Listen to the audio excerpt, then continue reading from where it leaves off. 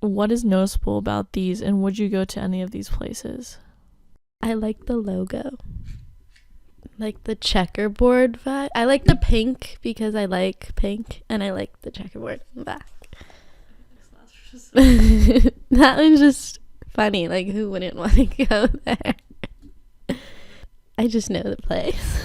So. But if I didn't know the place, I don't know. I like how the words are shiny. Where the beautiful people come to get ugly, which is nice. Like, that's funny, and I think it's cute. So would nostalgic matchbooks work for an ad? And it would depend on what it is you're trying to communicate.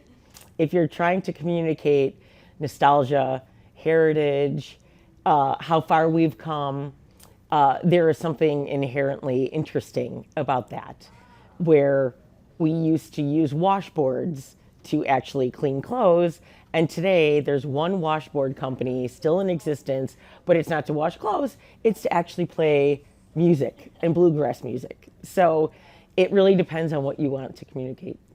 My name is Jackie Kuehl. I'm the executive director of the digital marketing degree program. I definitely could see them in Minnesota and Wisconsin. Yeah. The UP, probably, they're still smoking. I was in Wyoming, and people were still able to smoke in bars. Oh, wow. In Wyoming. So, yeah. Why do you think Grandma collected the matchbooks? Yeah, they collected them for as memories of what they were doing. So these were like when they would go to a restaurant, they would collect it because they were dating at the time, and they would be like important, sort of like memorable events.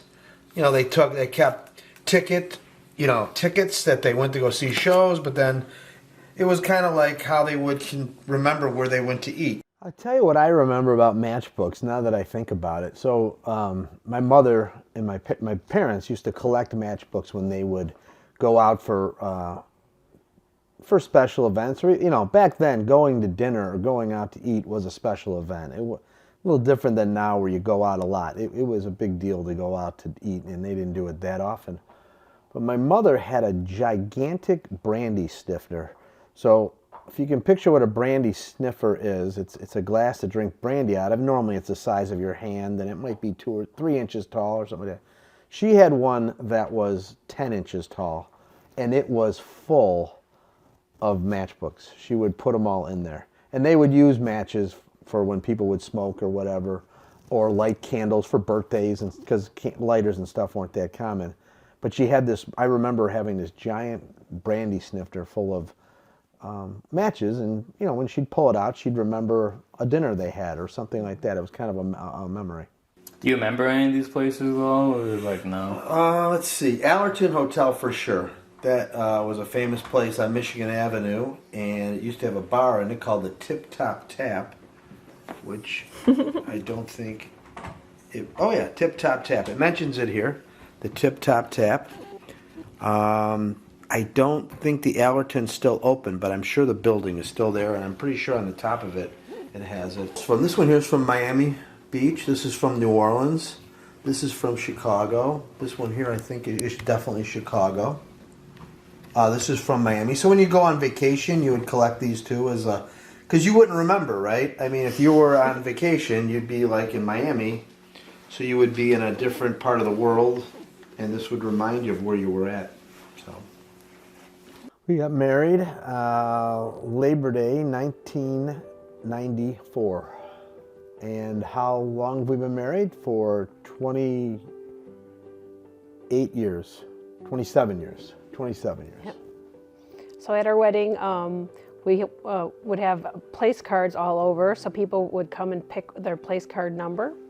And for that we used a Matchbook, which actually had our names, it had the date we got married, and then it would have the table that they were sitting at. And the color scheme also was the same color as the theme for the wedding, so it was a teal color, which matched the girls' dresses, etc., etc.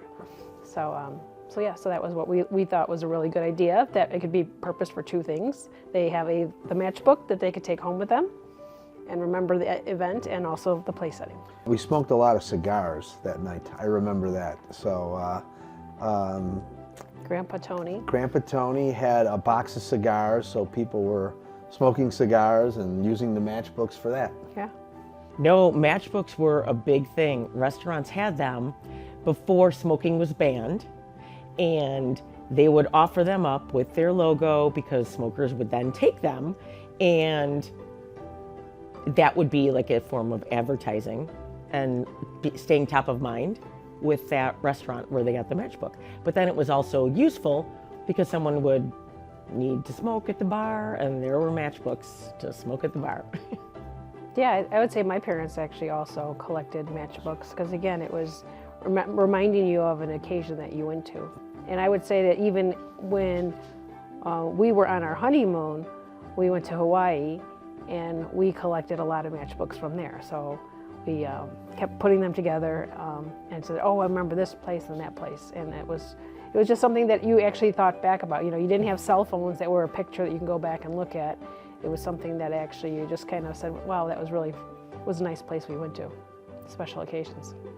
Nostalgia plays a great part with older people, especially older generations, thinking back to what all older people think was a simpler time or a better time. So it tears at heartstrings from that perspective. From a younger perspective, youth, looking at a nostalgia ad and go, God, I can't believe they did that back then. And really, you used to actually need to use a cassette player to listen to music, and you didn't stream.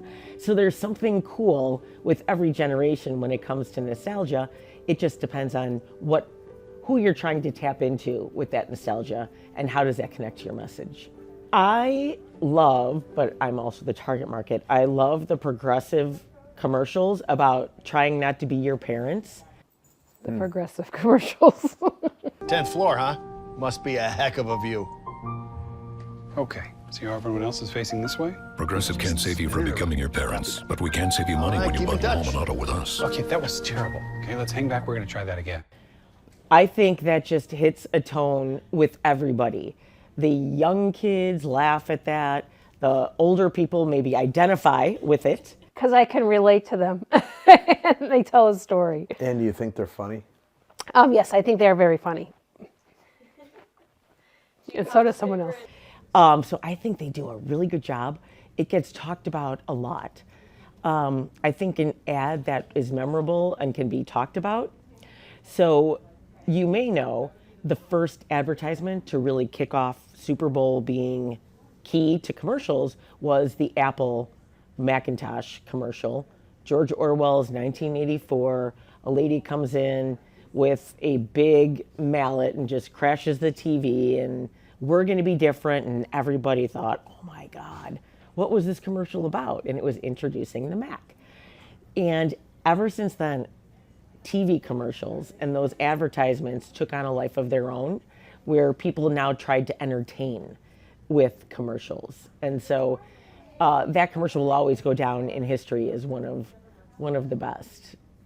The one commercial that I always remember, and I don't know why, is the Apple commercial where they throw the hammer through the screen. And I remember watching that and not even understanding what was going on because I was in an environment where we didn't know, we couldn't hear, but it just didn't seem to make any sense. I mean, that was a long time ago, but that's the one that I think of the most, or I can remember when someone says Super Bowl commercial. The business professor mentioned that exact same commercial, so that was the first big one that started the Super Bowl commercial craze. Really? Are you surprised by that at all? Or? Yeah, because I thought commercials were before. I mean, I thought it was a big deal before that. You know what I mean? Like, maybe not, and maybe companies just make commercials that they just run at the Super Bowl, and then you never see them again. A lot of them, right? And maybe that's what that was. That was the start of that. I don't remember that, but I do remember that commercial being so much different than everything else. Do you think you would ever collect matchbooks?